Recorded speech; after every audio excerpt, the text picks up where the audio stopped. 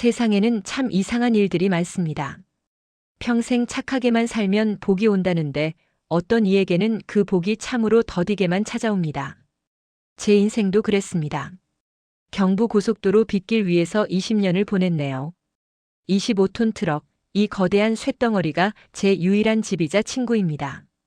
비가 참 징글징글하게도 옵니다. 앞이 보이지 않을 정도로 쏟아지는 이 빗줄기는 꼭 제 인생 같네요. 아내가 떠난 지 벌써 3년입니다. 암 투병 2년 동안 저는 고속도로에서 돈을 벌고 아내는 병실에서 외로움과 싸웠습니다. 마지막 가는 길에 진통제 한 알 더 못 사준 게 한이 되어 저는 오늘도 이 길을 달립니다. 새벽 2시. 경부고속도로 하행선 어느 구석진 주차장입니다. 좁은 운전석 뒤편 1평도 안 되는 침대칸에 몸을 구겨 넣습니다. 유통기한이 다 되어가는 사발면 하나가 오늘 제 만찬입니다. 대시보드 위에는 촌스러운 꽃무늬 원피스를 입고 환하게 웃는 아내, 영순의 사진이 있습니다. 여보, 당신 가고 나니까 밤이 참 길다. 그치? 대답 없는 사진을 보며 혼잣말을 뱉습니다. 50대 후반 남들은 은퇴를 준비한다는데 저는 여전히 핸들을 잡습니다. 몸도 찌부둥하고 비 오는 밤이라 그런지 마음 한구석이 텅 빈 것처럼 시립니다. 아니, 솔직히 말하면 몸의 외로움보다 마음의 허기가 더 컸던 모양입니다. 그때였습니다. 으악, 깜짝이야. 심장이 입 밖으로 튀어나오는 줄 알았습니다. 이 새벽, 이 폭우 속에 누가 차문을 두드립니까? 강도인가 아니면 이 근처를 떠도는 귀신인가? 저는 옆자리에 두었던 몽키 스패너를 꽉 쥐었습니다. 룸미러를 슬쩍 보니 번개가 번쩍이는 찰나에 웬 여자가 서 있었습니다. 우산도 없이 그 장대비를 온몸으로 다 맞으며 말이죠.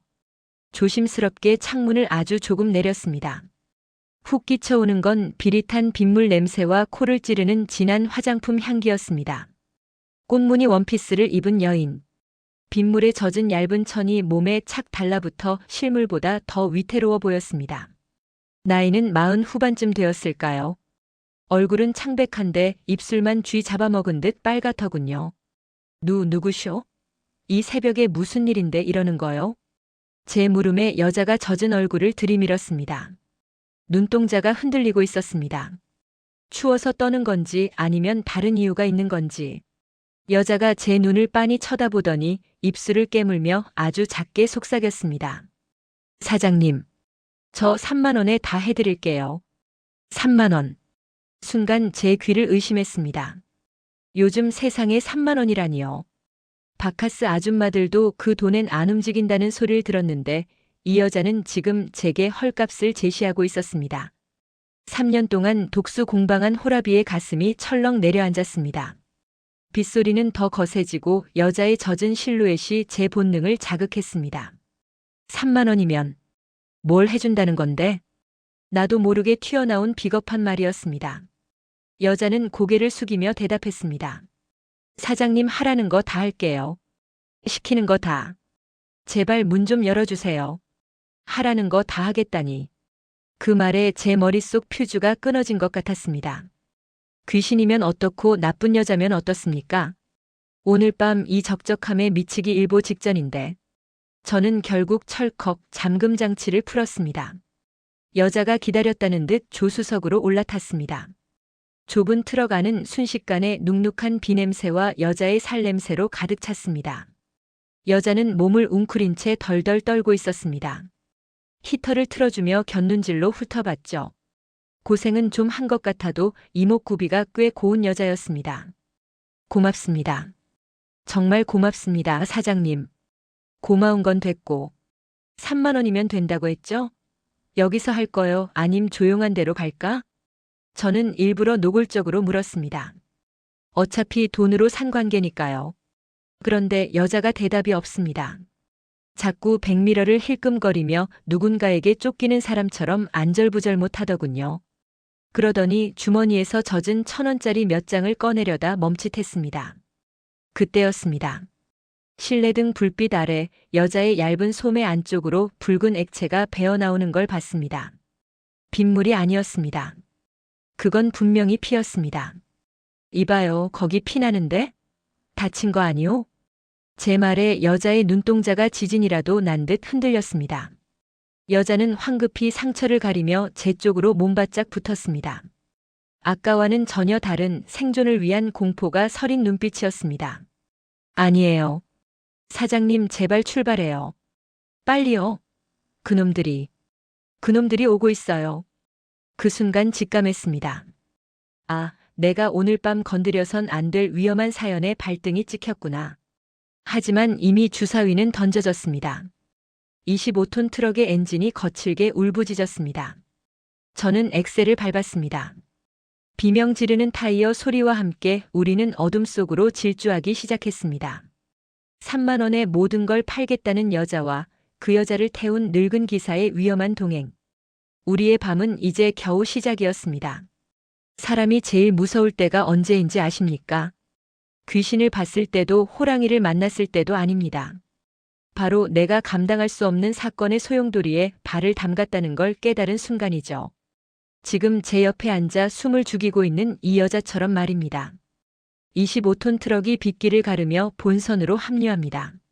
와이퍼는 미친 듯이 춤을 추고 차 안엔 숨막히는 침묵만 감돌았습니다. 아까 그 여자, 아니 미선 씨는 사이드 미러에서 눈을 떼지 못했습니다. 누가 쫓아오기라도 하는 건지 아니면 세상으로부터 도망치는 건지. 저기, 이제 좀 진정됐으면 말해봐요. 아까 3만 원이면 된다고 했죠? 제가 넌지시 운을 뗐습니다. 솔직히 말하면 아까 본 그 붉은 피가 제 욕망을 공포로 바꿔놓았거든요. 여자가 헝클어진 머리카락을 귀 뒤로 넘기며 저를 쳐다봤습니다. 실내등 불빛 아래 비친 얼굴은 꽤 고왔습니다. 그런데 눈가에 서린 그 그늘이 예사롭지 않았습니다. 내 약속은 지킬게요, 사장님. 3만 원만 주시면 시키는 거 다 해요. 아니, 아줌마. 3만 원이 문제가 아니라 몸에 피가 나는데. 대체 무슨 일이길래 그래요? 여자는 대답 대신 입술을 깨물었습니다. 그때였습니다. 꼬르륵. 적막한 차 안에서 천둥 소리 같은 배꼽 시계가 울렸습니다.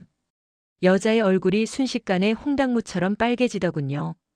얼마나 굶은 건지 그 소리가 참 처절했습니다. 저는 말없이 대시보드 서랍을 열어 비상식량으로 쟁여뒀던 초코파이 2개와 우유 하나를 건넸습니다. 일단 이거라도 먹어요. 배가 불러야 도망도 칠 거 아닙니까? 여자는 고맙다는 말을 연발하며 포장지를 허겁지겁 뜯었습니다. 입가에 가루가 묻는 줄도 모르고 삼키는데 그 모습이 꼭 비 맞은 길고양이 같아 마음 한구석이 찌릿했습니다. 그런데 먹는 도중에도 여자의 시선은 자꾸만 창밖 어둠 속을 향했습니다. 반대편 차선에서 순찰차 한 대가 지나갔습니다. 그 불빛이 트럭 안을 훑고 지나가는 찰나 여자가 비명을 지르며 대시보드 밑으로 몸을 구겼습니다. 불 좀 꺼주세요. 들키면 안 돼요, 제발. 여자는 제 바짓가랑이를 잡고 사시나무 떨듯 떨었습니다. 손에 들고 있던 우유팩이 터져 바닥 매트로 하얀 우유가 줄줄 흘렀죠. 붉은 매트 위에 번지는 하얀 우유가 꼭 피처럼 보였습니다. 저는 급하게 실내등을 껐습니다. 어둠 속에서 여자의 거친 숨소리만 들려왔습니다. 이봐요, 아줌마. 혹시 큰 죄라도 지었소? 경찰이 왜 무서운 건데? 제 조심스러운 물음에 여자가 고개를 들었습니다. 어둠 속에서 번들거리는 그 눈빛.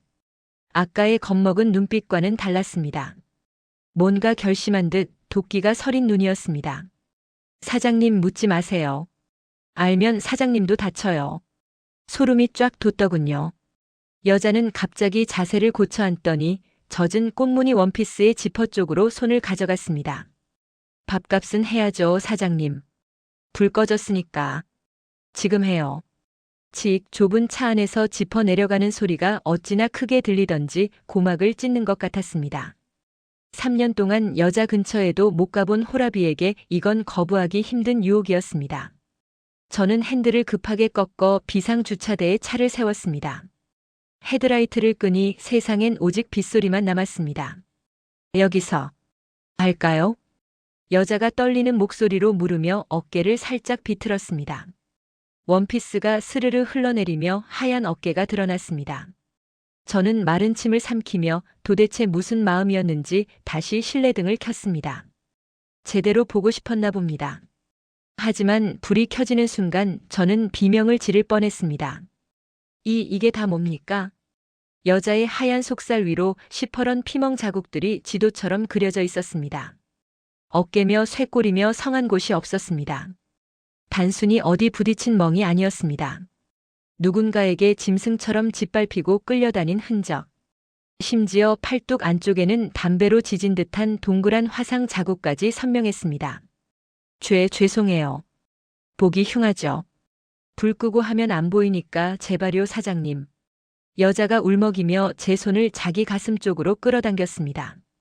그 손등에도 멍이 들어 있었습니다. 순간 3년 전 암 투병하느라 앙상하게 말랐던 제 아내의 몸이 겹쳐 보였습니다. 아파도 아프단 소리 한 번 못했던 미련한 사람. 그런데 이 여자도 누군가에게 처참하게 망가지고 있었던 겁니다. 저는 여자의 손을 거칠게 탁 쳐냈습니다. 그리고 흘러내린 원피스를 억지로 끌어올려 어깨를 감싸줬습니다. 하지 마. 누가 이따위 짓을 했어. 어떤 새끼가 사람을 이 지경으로 만들었냐고. 제가 버럭 소리를 지르자 여자가 바짝 얼어서 저를 쳐다봤습니다. 욕망이 아니라 뜨거운 눈물이 제 눈가에 핑 돌았습니다. 3만 원에 자기 목숨 같은 몸을 던져야 하는 이 여자의 현실이 너무 개 같아서 욕이 튀어나왔습니다. 말해봐요. 누가 그랬는지. 제 호통에 여자가 참았던 서러움을 토해내듯 엉엉 울기 시작했습니다. 좁은 트럭 안이 통곡 소리로 가득 찼습니다. 저는 씩씩거리며 담배를 하나 꺼내 물었습니다. 한참을 울던 여자가 쉰 목소리로 입을 열었습니다. 남편이요. 그 인간이 도박에 미쳐서 돈 안 가져오면 죽인다고. 어제는 빚쟁이들한테 저를 팔아넘기겠다고.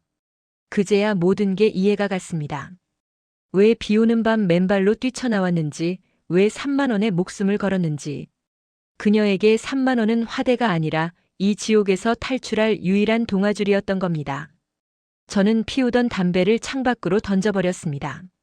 그리고 지갑을 꺼내 비상금 5만 원권 몇 장을 전부 꺼내 그녀의 손에 쥐어줬습니다. 안 해요, 안 한다고.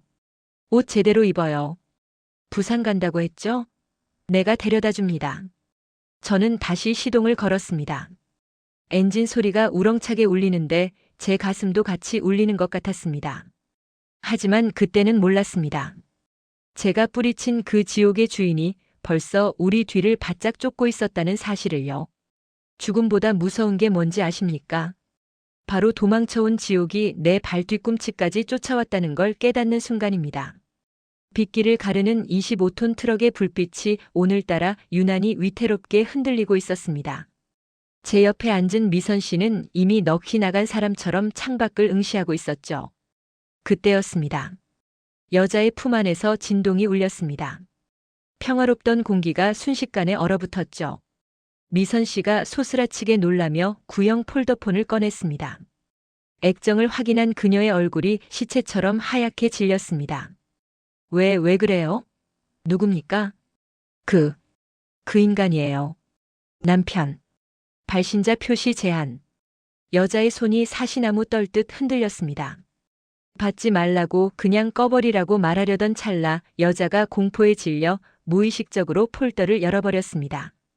실수로 스피커폰 버튼까지 눌렸죠. 수화기 너머로는 잠시 정적이 흘렀습니다. 그 고요함이 더 소름 끼쳤습니다. 야, 이미선. 너 지금 어디야? 미선 씨는 입을 틀어막고 숨소리조차 내지 못했습니다. 저도 모르게 핸들을 잡은 손등에 핏줄이 섰습니다. 대답 안 해? 너 지금 트럭 탔지? 어떤 새끼 차야? 옆에 있는 그 영감탱이 누구냐고. 머리카락이 쭈뼛 섰습니다. 트럭을 탄 걸 알고 있다니. 아까 휴게소에서 우릴 본 건지 아니면 위치 추적이라도 하는 건지.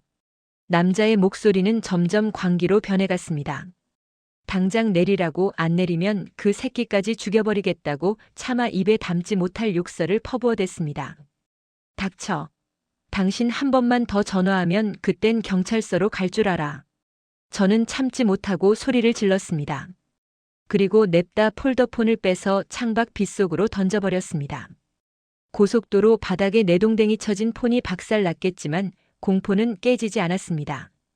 미선 씨는 이성을 잃고 달리는 차 문을 열려고 했습니다. 사장님, 저 내려주세요. 저 때문에 사장님까지 죽어요. 제발이요. 정신 차려요. 지금 내리면 당신 죽어. 놈들한테 잡혀 죽든 빗길에 치여 죽든 죽는다고. 제가 버럭 호통을 치자 여자가 깜짝 놀라 손을 멈췄습니다. 그러고는 어린애처럼 두 손으로 얼굴을 감싸고 흐느끼기 시작했습니다. 백미러를 확인했습니다. 저 멀리 1차선에서 승합차 한 대가 미친 듯이 상향등을 켜며 달려오고 있었습니다. 추월도 안 하고 제 트럭 뒷무늬에 바짝 붙는 꼴이 분명 놈들이었습니다. 이대로 가다간 톨게이트에서 잡힙니다. 저는 기어를 꺾고 엑셀을 끝까지 밟았습니다. 하지만 날렵한 승합차를 따돌리기엔 이 거구의 트럭이 너무 무거웠죠. 안 되겠다 싶어 저만치 앞 IC 표지판이 보일 때 핸들을 급하게 꺾었습니다. 1차선으로 가는 척하다가 출구 직전에서 국도로 빠져나간 겁니다. 국도로 접어드니 가로등 하나 없는 시골길이었습니다. 비는 아까보다 더 억수같이 쏟아지고 산속이라 그런지 내비게이션마저 먹통이 됐습니다. 한참을 어둠 속에서 헤매는데 불어난 강물 때문에 작은 다리 위까지 물이 넘실거리고 있었습니다. 진퇴양난이었죠. 사장님, 저기 불빛 있어요. 미선 씨가 가리킨 곳에는 낡은 네온 사인이 깜빡거리고 있었습니다. 숲속에 숨어있는 허름한 건물. 장미여관이라는 간판의 글자가 반쯤 나가 장미관처럼 보였습니다. 으스스했지만 찬밥 더운 밥 가릴 처지가 아니었죠. 203호. 곰팡이 냄새가 코를 찌르고 벽지는 누렇게 뜬 방이었지만 빗소리를 피할 수 있다는 것만으로도 감지덕지였습니다. 미선 씨는 신발도 못 벗고 문가에 우물쭈물 서 있었습니다. 저는 트럭에서 가져온 제 여벌 옷을 던져주었습니다.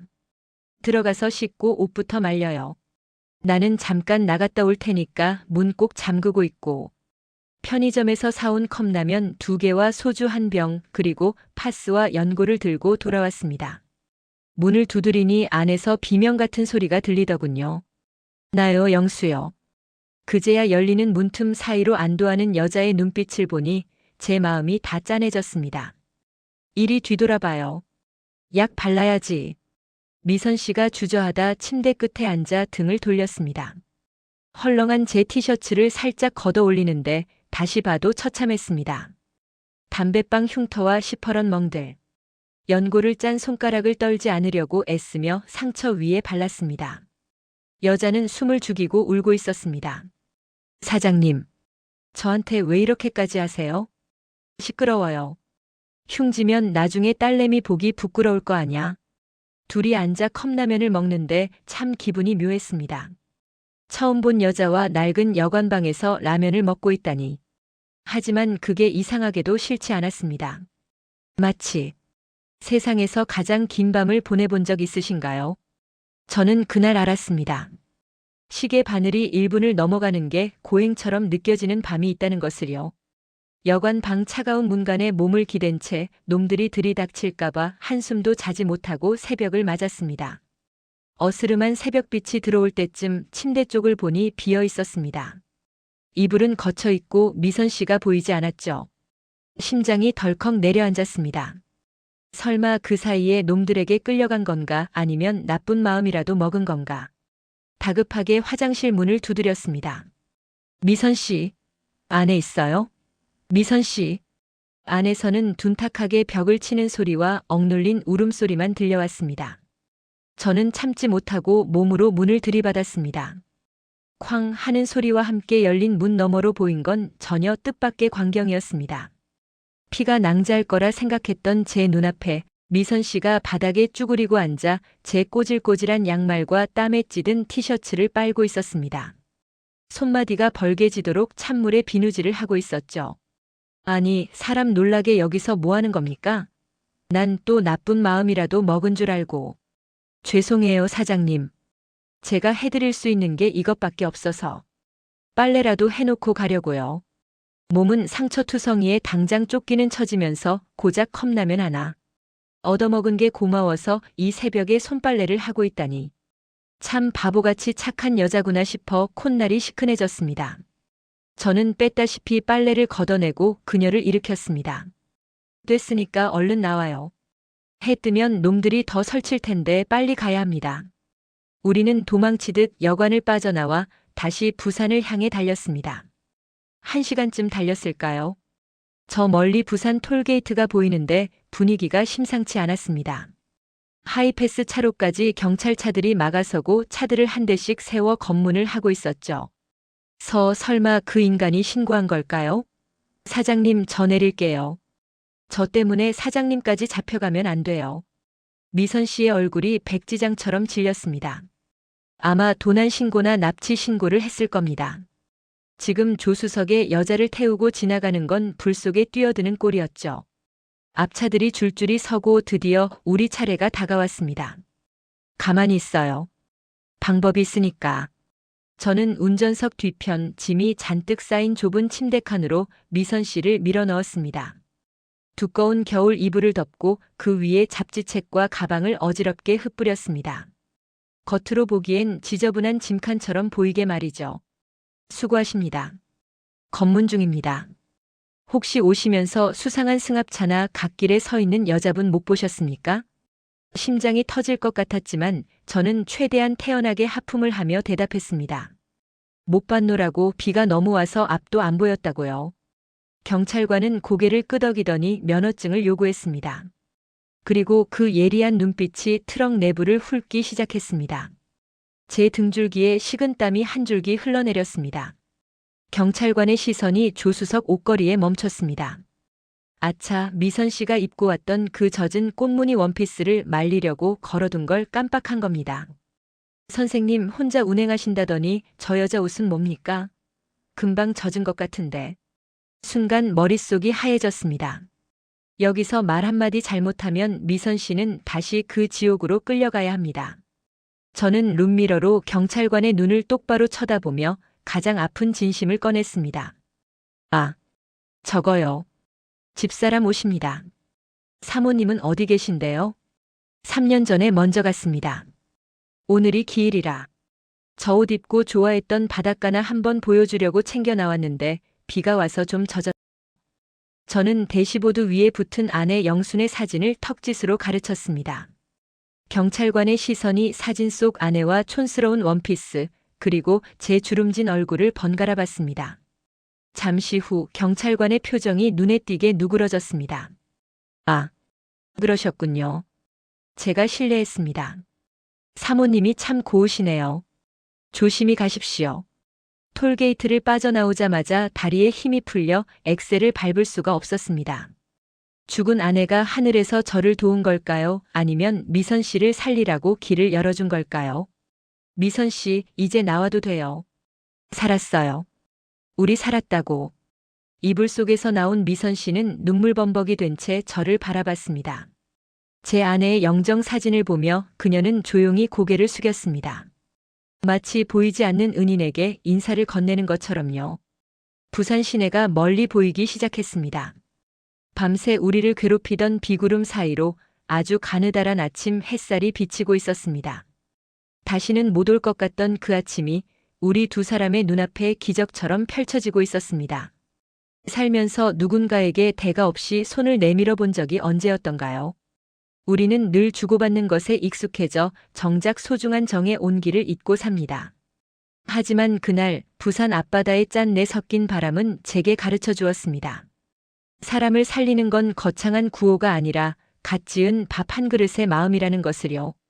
부산 영도 어느 낡은 골목 끝이었습니다. 미선 씨가 아는 지인이 운영한다는 작은 식당 앞에 차를 세웠습니다. 밤새 비에 젖고 공포에 떨었던 그녀의 몰골이 아침 햇살 아래서 보니 더 처연하더군요. 저는 품 안에서 꼬깃꼬깃해진 봉투 하나를 꺼냈습니다. 비상금으로 숨겨뒀던 30만 원이었습니다. 자, 이거 가져가요. 방이라도 하나 잡으려면 돈이 있어야지. 아니에요, 사장님. 제가 3만 원에 몸을 팔겠다고 한 건데. 어떻게 이런 돈을 받아요? 안 돼요. 미선 씨가 손사래를 치며 물러섰습니다. 그녀의 눈에는 미안함과 고마움 그리고 자괴감이 뒤섞여 소용돌이치고 있었죠. 저는 억지로 그녀의 거친 손바닥에 봉투를 쥐어주었습니다. 이건 화대가 아니에요. 미선 씨가 밤새 내 옷 빨아준 수고비고 또 죽은 우리 집사람이 당신 살리라고 보내준 노잣돈입니다. 그러니까 미안해 말고 받아요. 그리고 이제 다시는 당신 몸을 3만 원짜리라고 말하지 마요. 알겠소? 제 호통에 미선 씨가 길바닥에 털썩 주저앉았습니다. 그러더니 아스팔트에 머리를 박고 큰 절을 올리더군요. 꺼흑, 꺼흑 소리를 내며 우는 그 뒷모습을 차마 더 볼 수 없어 저는 도망치듯 트럭에 올라탔습니다. 백미러 속에서 점점 작아지는 꽃무늬 원피스를 보며 제 가슴 속 응어리도 조금은 씻겨 내려가는 기분이었습니다. 시간은 참 무심하게도 흐릅니다. 1년이라는 시간이 지났고 저는 여전히 경부고속도로 위를 달립니다. 달라진 게 있다면 대시보드 위 안의 사진 옆에 작은 화분 하나가 놓였다는 것 정도일까요? 어느덧 계절은 다시 봄이 되었고 창밖으로는 비 대신 벚꽃 잎이 날리고 있었습니다. 오늘의 마지막 사연입니다. 익명을 요구하신 한 여성분이 보내주셨네요. 1년 전 비 오는 밤 제 목숨을 3만 원에 팔려던 저를 구해주신 25톤. 트럭 영수 기사님께 이 글을 바칩니다. 라디오에서 들려오는 익숙한 이름의 핸들을 잡은 제 손이 덜덜 떨리기 시작했습니다. 저는 급하게 갓길에 차를 세웠습니다.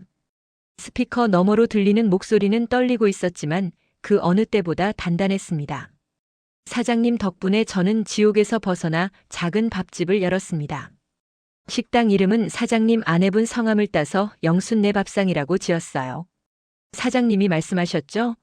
제 몸은 3만 원짜리가 아니라고요.